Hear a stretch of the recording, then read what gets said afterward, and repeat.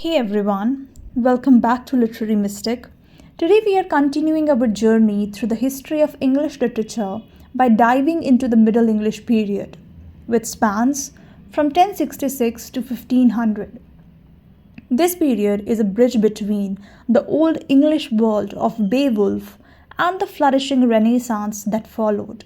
It was a time of immense change, linguistically, culturally, and socially. From the influence of the Norman conquest to the masterpieces of Geoffrey Chaucer, this era laid the foundation for modern English literature. So, whether you are here to deepen your understanding as a literature student or simply to explore the richness of medieval culture, stick with me as we unravel this fascinating chapter. The Middle English period begins in 1066 with the Norman conquest, when William the Conqueror defeated the Anglo-Saxons at the Battle of Hastings. It transformed England. The Normans brought with them the French culture, governance, and language, which profoundly impacted English society and literature. The societal structure of this time was dominated by the feudal system, where kings granted land to nobles, who in turn had knights and peasants working under them. This hierarchy deeply influenced the theme of loyalty, duty, and chivalry that permeated the literature of the time. Other defining historical moments include the Crusades. These religious wars exposed England to Eastern cultures, enriching its intellectual and artistic traditions. The Black Death. This devastating plague wiped out nearly a third of Europe's population. While tragic, it also led to significant social and economical changes, empowering peasants and weakening the feudal system. The War of Roses. This dynastic conflict marked the end of the Middle Ages and set the stage for the Renaissance. In short, the Middle English period was a time of upheaval and transformation, and literature served as both a reflection and a response to these changes. Before the Norman conquest, English was Old English, a Germanic language with complex grammar and a predominantly Anglo Saxon vocabulary. The Normans introduced French as the language of the court, administration, and the upper classes. Latin remained the language of the church and scholarship. The result? A linguistic blend that gave birth to Middle English, which we see in text from this period. Some key features of Middle English are: first, simplified grammar. The complicated inflections of Old English disappeared, and sentence structure became more flexible. Second, new vocabulary. Thousands of words were borrowed from French, particularly those related to law, government, and the arts, such as justice, beauty, and counsel.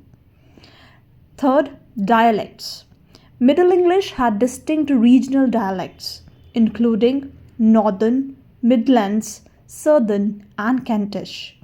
The East Midland dialect used by Chaucer eventually became the standard for modern English. Middle English, though different from the English we speak today, laid the groundwork for its evolution into a global language. Now let's move to the heart of the period, its themes and genres. First, courtly love and chivalry.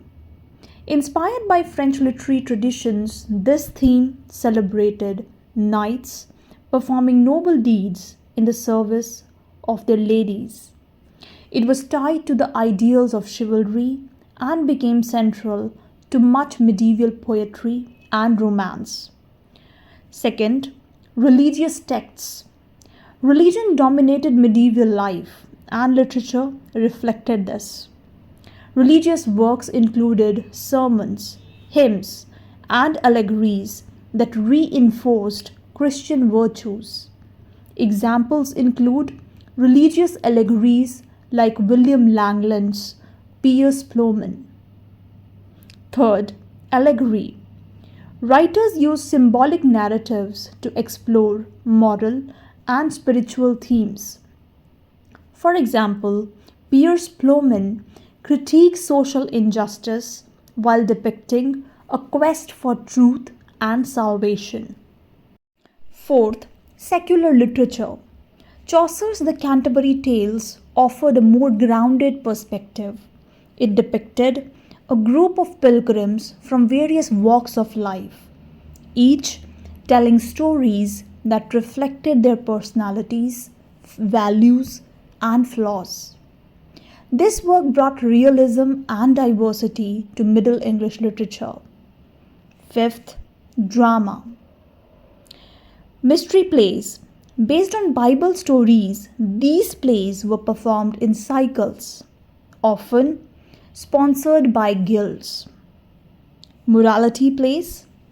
Allegorical dramas like Every Man taught moral lessons, often depicting the struggle between good and evil.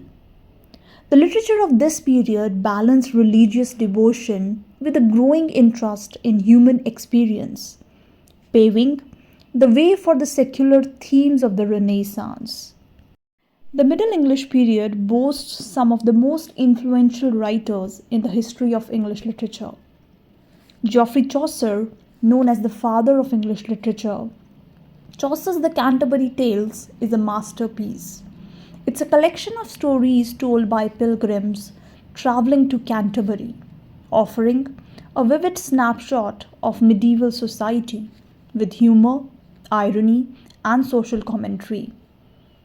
William Langland, in his allegorical poem Piers Plowman, Langland explores themes of faith, morality, and corruption, critiquing both society and the church. John Gower, a contemporary of Chaucer, Gower's Confessio Amentis is a moralistic work blending love stories with spiritual reflection. The Pearl Poet, this anonymous writer gave us Sir Gawain and the Green Knight, a tale of knightly valor, temptation, and honor that remains a cornerstone of Arthurian literature. Anonymous dramas, the morality plays like Every Man stands out as an allegorical work that personifies human virtues and vices, teaching lessons about life and salvation. These writers, through their works, elevated Middle English literature to new heights, blending tradition with innovation. So, why does the English period matter? First, it transformed the English language into a form that's closer to what we speak today. Second, it gave us timeless masterpieces like the Canterbury Tales and Sir Gawain and the Green Knight. Third, it bridged the gap between the religious devotion of the Anglo-Saxon world and the humanism of the Renaissance. The Middle English period was truly a foundation for modern English literature, combining allegory, realism, and poetic beauty. Thank you for joining me on this journey through the Middle English period. Don't forget to like, share, and subscribe to Literary Mystic for more in-depth explorations of English literature. Stay tuned for our next episode where we will dive into the Renaissance period, often called the Golden Age of English literature. Till then, keep reading, keep writing, and keep exploring the magic of words. See you in the next video.